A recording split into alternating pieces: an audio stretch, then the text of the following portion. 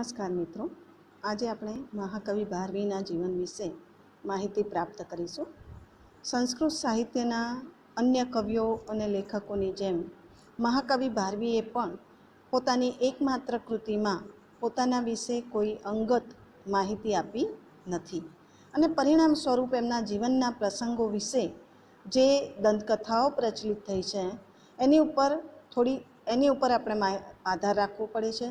પરંતુ આપણે જાણીએ છીએ કે દંતકથાઓમાં કોઈ ઐતિહાસિક મહત્ત્વ હોતું નથી. મહાકવિ ભારવીના જીવન વિશે કેટલીક માહિતી આપણને દંડી રચિત અવંતી સુંદરી કથામાં પ્રાપ્ત થાય છે.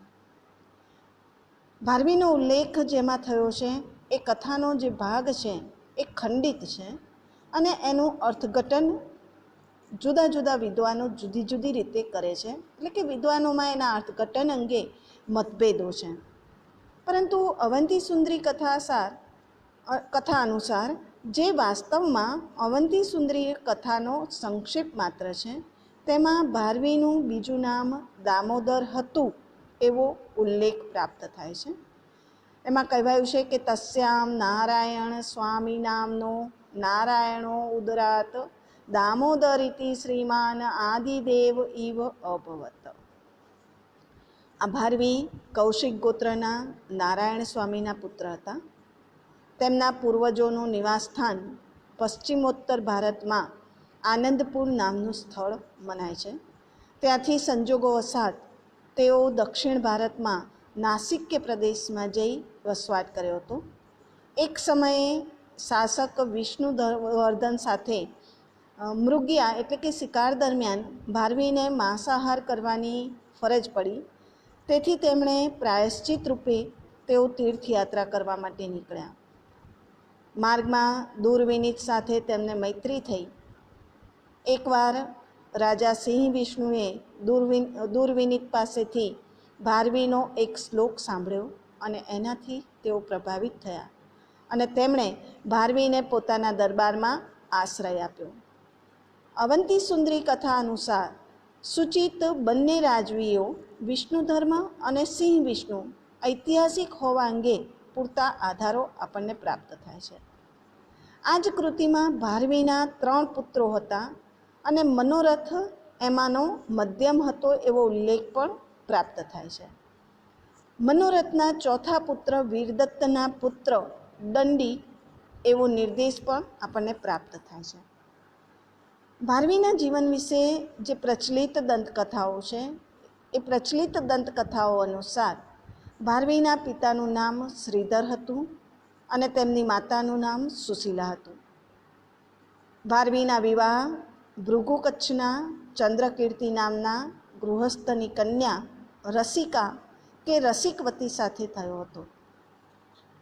ભારવીના પિતા વ્યાકરણ અને સાહિત્યના પ્રકાંડ પંડિત હતા.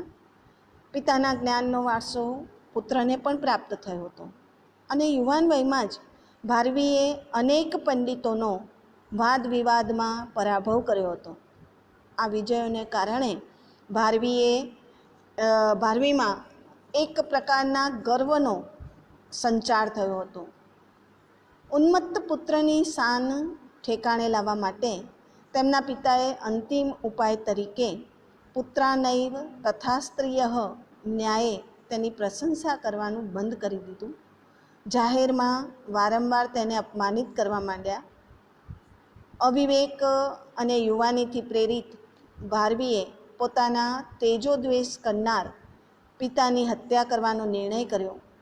પરંતુ નિર્ણયનો અમલ કરતાં પહેલાં સદભાગ્યે માતા પિતાના સંવાદમાંથી પિતાના પ્રેમની અને હિત ચિંતાની પ્રતીતિ ભારવીને થઈ.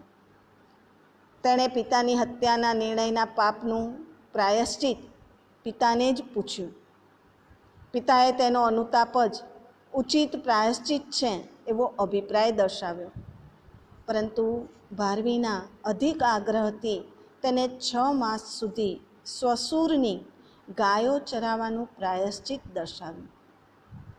ભારવી સાસરે ગયા અને સસરાની ગાયો ચરાવવા લાગ્યા. એકવાર ભારવીની પત્નીએ તેમની પાસે પૈસા માંગ્યા, પરંતુ ભારવી અકિંચન હોવાથી એણે પોતાના રચાતા મહાકાવ્યના એક શ્લોકની અડધી પંક્તિ સહસા વિદધિત ન ક્રિયામ વિવેક પરમાપદામ પદમ એણે ગુણગ્રાહી સાહુકારને ત્યાં ગીરે રાખવા માટે આપી. ભારવીની પત્ની એ લઈને નગર શ્રેષ્ઠી વર્ધમાનને ત્યાં ગઈ. શ્રેષ્ઠી 15 વર્ષથી પરદેશ ગયો હતો, પરંતુ તેની પત્નીએ તે પંક્તિને ગીરે રાખી ભારવીની પત્નીને ધન આપ્યું અને શ્લોકની પંક્તિને સુંદર પટ પર ચિતરાવી તેને શયનગૃહમાં લટકાવી દીધું. વર્ધમાન જ્યારે પરદેશ ગયો હતો ત્યારે તેની પત્ની સગર્ભા હતી અને તેની અનુપસ્થિતિમાં તેનો પુત્ર 15 વર્ષનો થયો હતો.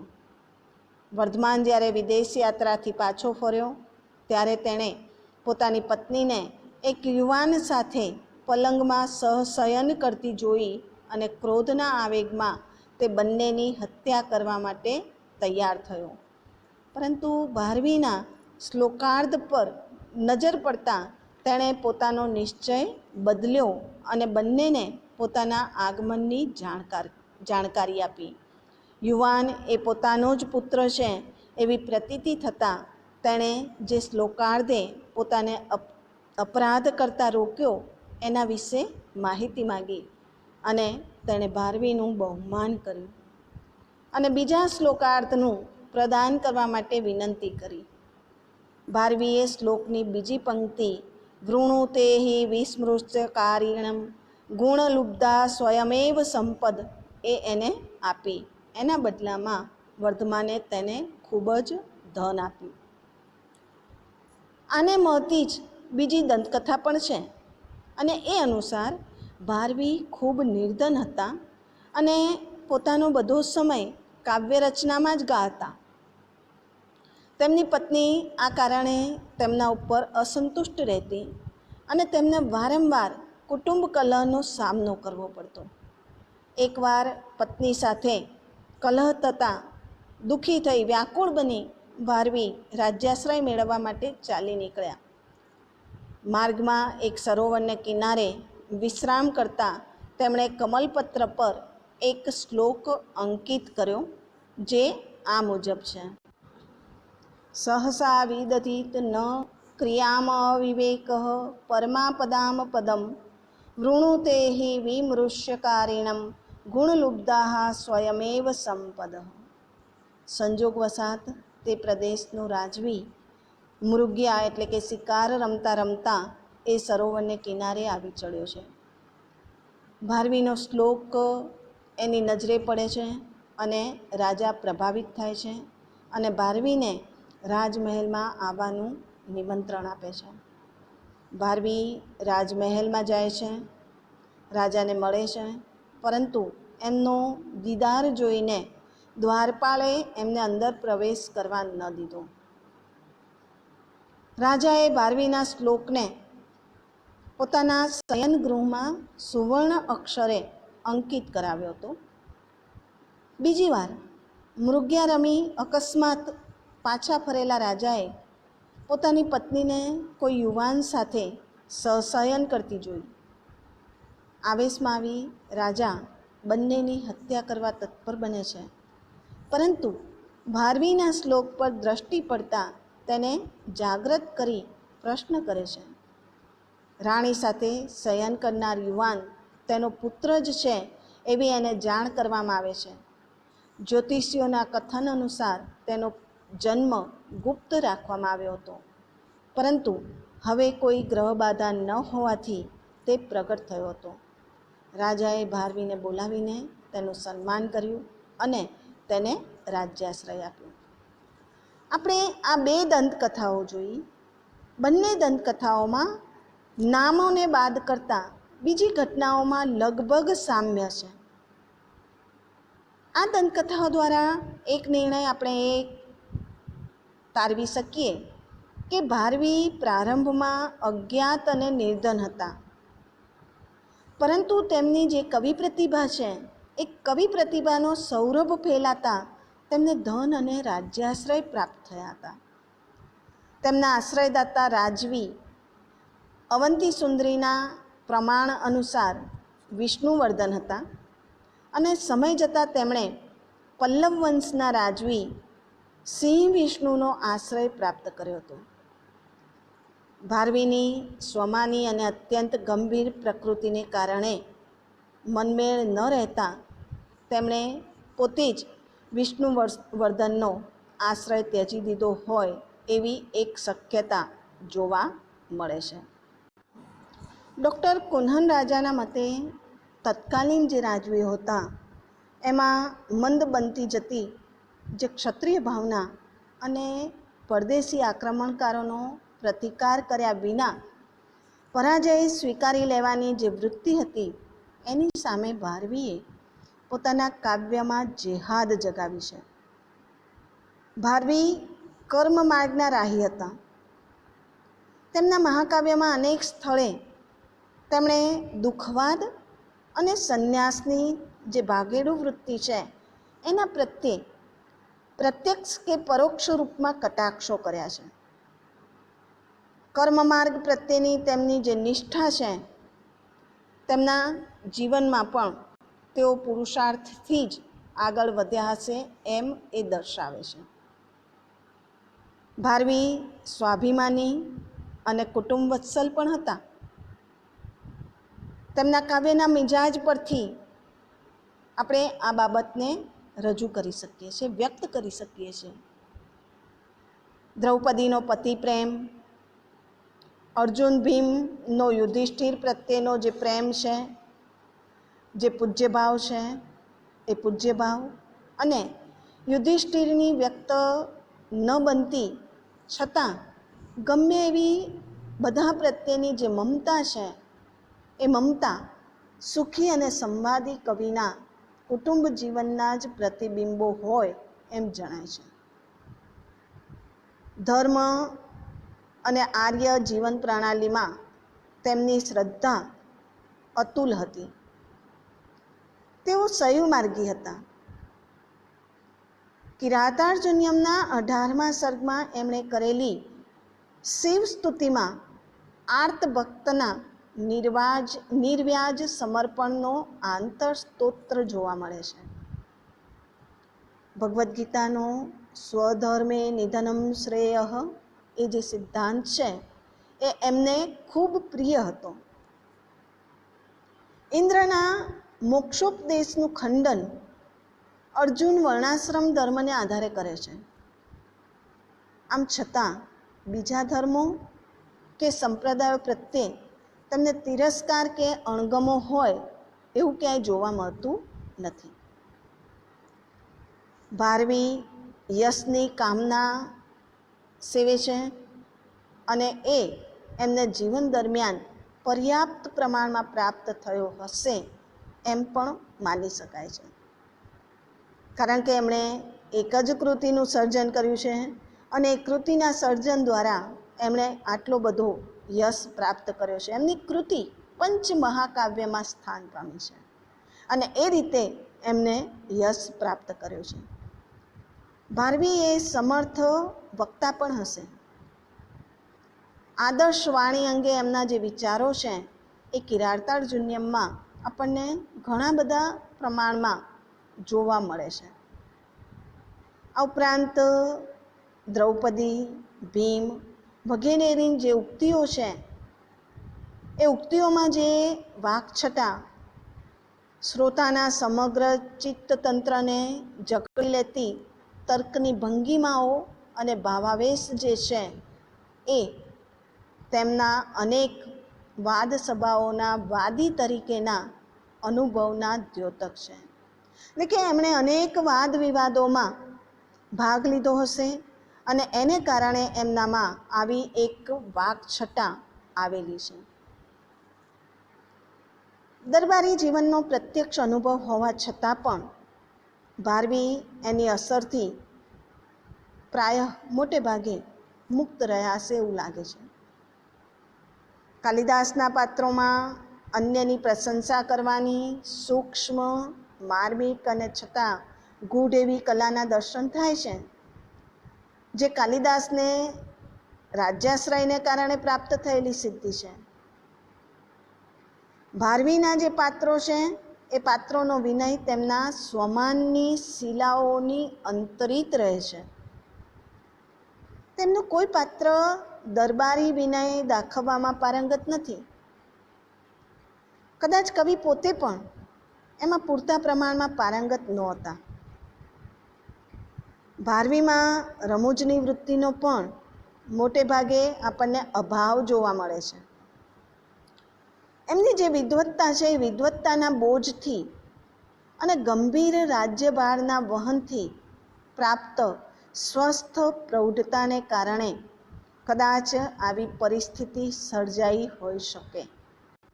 ભારવી માટે ડૉક્ટર રસ્તોગીએ કહ્યું છે કે આ રીતે ભારવી એ મહાકાવ્ય કિરાતાર્જુનીયમના આધારે એવું એમણે અનુમાન કર્યું છે કે કોઈ રાજાના મંત્રી હશે, રસિકતાથી એ સાવ અલગ હશે, ગંભીર, સ્વમાની, કૂટનીતિજ્ઞ, ત્યાગી, દાનશીલ, ઉદાર, પરંતુ શત્રુ પ્રત્યે સાવધાન, સાથે સાથે ઉદ્ભટ વિદ્વાન તથા પાંડિત્યના અહંભાવથી એ પૂર્ણ વ્યક્તિ હતા, એવું રસ્તોગીએ ભારવી માટે કહ્યું છે. આપણા ભારવી પૂર્વકાલીન કાલિદાસ વગેરેની જે કૃતિઓ છે, રામાયણ, મહાભારત જેવા જે આકર ગ્રંથો, વેદ, વેદાંગો અને વિવિધ દર્શનોનો અભ્યાસ ભારવીએ કર્યો હોય એમ જણાય છે. કિરાતાર્જુનીયમમાં અનેક સ્થળે શાસ્ત્રોનો એમનો પરિચય વ્યક્ત થયો છે. પોતાની જે વિદ્વત્તા છે એ વિદ્વત્તાનો પરિચય કરાવવા માટે એમણે ભાગ્યે જ સભાનપણે પ્રયત્ન કરવો પડ્યો છે. એમની આકાર ધારણ કરતી કલ્પના, ભાવ કે તર્ક તેમની સંચિત વિદ્વત્તાના સંસ્કારોનો એક પુટ લઈને પ્રગટ થાય છે. વિદ્વત્તાનો સન્નિવેશ આમ આયાસ રહિત અને ઉચ્છ્વાસ સમાન સ્વાભાવિક છે. જેમ શ્વાસ અને ઉચ્છ્વાસની પ્રક્રિયા જેટલી સ્વાભાવિક રીતે થાય છે, એટલી જ સ્વાભાવિક રીતે ભારવીની કલ્પનાઓ, ભાવ અને તર્ક પણ એટલા જ સ્વાભાવિક રીતે રજૂ થયા છે. કૌટિલ્યના અર્થશાસ્ત્રનો અને મનુ વગેરે જે સ્મૃતિઓ છે, એ સ્મૃતિઓના તદ વિષયક જે વિભાગો છે એનો પરિચય કિરાતાર્જુનીયમમાં ઘણી બધી જગ્યાએ આપણને જોવા મળે છે. સુયોધન માનવીમ પદવી પ્રાપ્ત કરવા ઉત્સુક છે. તેમણે વર્ણિલિંગી, ચાર ઉપાયો, ત્રિવર્ગ, પ્રકૃતિ, પંચાંગ, મંત્ર, સહજ અને કૃત્રિમ મિત્રો જેવા અર્થશાસ્ત્રના અનેક પારિભાષિક શબ્દોનો ઉચિત પ્રયોગ કર્યો છે. એમનો રાજ્યશાસ્ત્રનો અભ્યાસ માત્ર સિદ્ધાંતોની સમજમાં જ સમાપ્ત થઈ જતો નથી. તેના વ્યવહારનું જ્ઞાન પણ તેઓ ધરાવે છે. ભારવીને દરબારી જીવન અને રાજ્યતંત્રના સંચાલનનો અંગત અનુભવ હતો. એ બાબત પણ એમની કૃતિ ઉપરથી ફલિત થાય છે. દ્રૌપદીના જાજરમાન વ્યક્તિત્વની સુરેખતા, ભીમના ઉત્સાહની તરંગિત શૌર્ય માટેની આતુરતા, અર્જુનની અદ્ભુત નિષ્ઠા અને સ્વસ્થ છતાં દ્રઢ ક્ષાત્ર તેજ કવિએ પ્રત્યક્ષ જીવનમાં અનુભવેલા આદર્શ વીરો અને વીરાંગનાઓના વ્યક્તિત્વના કાવ્યમય પ્રતિરૂપો માત્ર છે. એમણે જીવનની વિશાળ અનુભવશાળામાંથી પણ જ્ઞાનનું આકંઠ પાન કર્યું છે અને એ બાબતે કોઈ સંદેહ જણાતો નથી. તેમનું જે આ મહાકાવ્ય છે એમાં સર્વત્ર પ્રત્યક્ષ નિરીક્ષણની તાજગીનું અને કવિના સંવેદનશીલ હૃદયની એ જે ભાવનાઓ છે એ ભાવનાઓમાં પ્રગટ થતી ચિત્તની વિવિધ તરંગલીલાઓના રંગ અને રૂપની લહાણનું વિતરણ છે. વીરરસનું પ્રધાનપણે નિરૂપણ એમના કાવ્યમાં થયું છે, પરંતુ ભારવી શૃંગાર રસનું પણ અપૂર્વ જ્ઞાન ધરાવે છે. અપ્સરાઓના વિહાર, પુષ્પચયન, જલક્રીડા, કામકેલી વગેરેના નિરૂપણમાં ભારવીએ પોતાનું કામકલાનું જે જ્ઞાન છે એ જ્ઞાન વ્યક્ત થવા દીધું છે. અને આ વર્ણનો કામશાસ્ત્રના નિયત ધોરણોની માવજત કરે છે અને પૂર્ણપણે શાસ્ત્રીય છે. ભાવ તરીકે પ્રણયના આલેખનની તક વીરરસના મહાકાવ્યમાં પ્રાપ્ત થતી નથી, છતાં અર્જુનના વિદાય પ્રસંગમાં ભારવીની તેના નિરૂપણની જે ક્ષમતા દ્રષ્ટિગોચર થાય છે. શૃંગારનો ભાવ તરીકે પરિપોષ તેમને ઇષ્ટ નહોતો અને તેથી જ એમણે શૃંગારનું નિરૂપણ ટાળ્યું છે. ભારવીના દાર્શનિક વિચારો પણ સૌથી વિશેષ સાંખ્ય દર્શનની છાયા હોય એમ જણાય છે. મહર્ષિ વ્યાસ અર્જુનને યોગ વિદ્યા પ્રદાન કરે છે, ત્યારે સાંખ્યોના પ્રકૃતિ વગેરે જે 24 તત્વો છે એનો સાક્ષાત્કાર અને ઋતંભરા પ્રજ્ઞાનો સંકેત ભારવીએ કર્યો છે.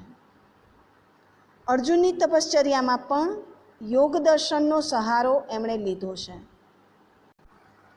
યુધિષ્ઠિરે મહર્ષિ વ્યાસના કરેલા સત્કારમાં અને રાજનીતિના આદર્શોની રજૂઆતમાં મનુ વગેરે જે ધર્મશાસ્ત્રો છે એ ધર્મશાસ્ત્રોના ગ્રંથોનો કવિનો પરિચય વ્યક્ત થાય છે. આ ઉપરાંત ધર્મશાસ્ત્રના વ્યવહાર નીતિ અંગેના વિધાનોને પણ એમણે અર્થાંતરન્યાસના સમુચ્ચયમાં કલાત્મક રીતે ગૂંથી લીધા છે. ન્યાય અને વૈશેષિક દર્શન પણ કવિને તેમના પાત્રોની ઉક્તિઓમાં વિનિશ્ચિતાર્થની સાધનામાં ઉપકારક નીવડેલા છે. યુધિષ્ઠિરની દલીલોમાં પ્રાપ્ત થતી તર્કશુદ્ધિ કવિના તર્કશાસ્ત્રના જ્ઞાનની અને તે જ્ઞાનને સહારે એમણે પ્રાપ્ત કરેલ અનેક શાસ્ત્રાર્થોના વિજયની ચાડી ખાય છે. તો પુરાણો અને રામાયણ મહાભારતનો તેમનો પરિચય પણ પ્રશંસનીય છે. કિરાત અને અર્જુનના યુદ્ધમાં પૌરાણિક અને વીર કાવ્યોની છટા છે અને વાતાવરણ પણ છે. અદ્ભુત અસ્ત્રોના સ્વરૂપનું અને કાર્યશક્તિનું વર્ણન પણ આ ગ્રંથોને આધારિત થયું છે અને અનેક પૌરાણિક સંદર્ભોથી કિરાતાર્જુન્યમ ભરેલું છે, સંપૃક્ત છે. કાલિદાસ, અશ્વઘોષ વગેરેની કૃતિઓનું કવિનું જે પરિશીલન છે એ પણ એમના કાવ્યની માંડણી, વર્ણનો અને મહાકાવ્યોની પરંપરા તેમજ કવિ સમયોના પરિપાલનમાં આપણને દ્રષ્ટિગોચર થાય છે. ભારવી વ્યાકરણ શાસ્ત્રના પણ મહાપંડિત હતા. વ્યાકરણ શુદ્ધ પ્રયોગોનો તેમનો આગ્રહ દ્રઢ હતો એ એમની કૃતિમાં સર્વત્ર આપણને જોવા મળે છે. વ્યાકરણ, કોષ, વ્યુત્પત્તિ શાસ્ત્રના તેઓ તલસ્પર્શી જ્ઞાન વિના તેમણે યોજેલા જે ચિત્રકાવ્યો છે એનું સર્જન પ્રાયઃ અસંભવિત લાગે. જો કવિને વ્યાકરણ, કોષ અને વ્યુત્પત્તિ શાસ્ત્રનો અભ્યાસ ન હોય, ઊંડો અભ્યાસ ન હોય, તો એમણે જે ચિત્રકાવ્યો રચ્યા છે એવું સર્જન અશક્ય છે. એટલે એવું પછી આપણે એમ પણ કહી શકીએ કે વ્યાકરણ શાસ્ત્રના પણ મહાપંડિત હતા. એમણે કિરાતાર્જુન્યમમાં 25 છંદોનો પ્રયોગ કર્યો છે અને એ બાબત એમના છંદશાસ્ત્રના જ્ઞાનને પણ દર્શાવે છે. તો સાથે સાથે શબ્દ અને અર્થના અલંકારોની સતત આવતી રહેતી જે પરંપરા છે તેના અલંકાર શાસ્ત્રના જ્ઞાનની પણ એ દ્યોતક છે. જુદા જુદા જે અલંકારોનું નિરૂપણ કર્યું છે એ પણ એમના અલંકાર શાસ્ત્રના જ્ઞાનને દર્શાવે છે. વાણી અંગે એમણે રજૂ કરેલા જે અભિપ્રાયો કાવ્યમાં શબ્દ અને અર્થ, તેમની શક્તિઓ અને સમગ્રતાની અસરને સ્પર્શે છે. આમ કેવળ બાહ્ય અલંકાર જ નહીં, પરંતુ કાવ્યના અંતસ્તત્વને અંગે પણ એમણે મૌલિક વિચારણા કરી છે એમ કહી શકાય. શબ્દાલંકારોના નિરૂપણમાં એમણે પોતાનું જે પરમ પાંડિત્ય છે એ દર્શાવ્યું છે. માત્ર આ ક્ષેત્રમાં જ નહીં, એમણે પાંડિત્ય પ્રદર્શન માટે સભાન પ્રયત્નો કર્યા છે. એક જ વ્યંજનનો પ્રયોગ કરીને એમણે આખા શ્લોકની રચના કરી છે. માત્ર ન વ્યંજનને લીધો છે. નનો નન્નુ નન્નો નુન્નો નો વાળો શ્લોક, એમાં બધા જ વ્યંજનો ન છે. એકલા ન વ્યંજનને વ્યક્ત કરીને એમણે આખા શ્લોકની 2 પદના શ્લોકની રચના કરી છે. આ પ્રકારનો એમનો આ જે પ્રયત્ન છે એ એમની જે લાક્ષણિકતા છે એ લાક્ષણિકતાને વ્યક્ત કરે છે. ભારવીનું જે પાંડિત્ય છે એ પાંડિત્ય અંગે કહી શકાય કે એમને લગભગ બધા જ શાસ્ત્રોનું પૂરતું જ્ઞાન હતું અને જ્ઞાનનો નિચોડ આપણને આ મહાકાવ્યમાં પ્રાપ્ત થાય છે. મહાકવિ ભારવીનો સમય વિદ્વાનોએ ઈસવીસન 575થી 600નો નિશ્ચિત કર્યો છે. ભારવીના સમય વિશે જુદા જુદા વિદ્વાનોએ પોતપોતાની રીતે પોતપોતાના મંતવ્યો વ્યક્ત કર્યા છે. અને બધાને જોઈએ તો ભારવીને લગભગ ઈસવીસન 610 પછી થયા હોય એવી શક્યતા નહિવત જણાય છે. એનું કારણ એ છે કે ઈસવીસન 634માં તેમનો કાલિદાસના સમકક્ષ કવિ તરીકે સ્વીકાર થયો છે. ઈસવીસન 634માં કાલિદાસના સમકક્ષ કવિ તરીકે એમનો સ્વીકાર થયો છે. બાણે એમનો ઉલ્લેખ કર્યો નથી. એ હકીકત ધ્યાનમાં રાખતા તેઓ ઈસવીસન 550થી આગળ થયા હોય એવી શક્યતા પણ નહિવત જણાય છે. એટલે ભારવીને ઈસવીસન 550 પછી અને 610 વચ્ચેના સમયગાળામાં થઈ ગયેલા હોવાનું વિદ્વાનો માને છે. એમાં પણ ખાસ કરીને મોટાભાગના વિદ્વાનો ભારવીના સમયને ઈસવીસન 575થી 600નો માને. તો મિત્રો, આજે આપણે ભારવીના જીવન વિશે આપણને જે માહિતી મળે છે એનો નિર્દેશ કર્યો અને એમના સમય નિર્ધારણની ચર્ચા કરી. અસ્તુ.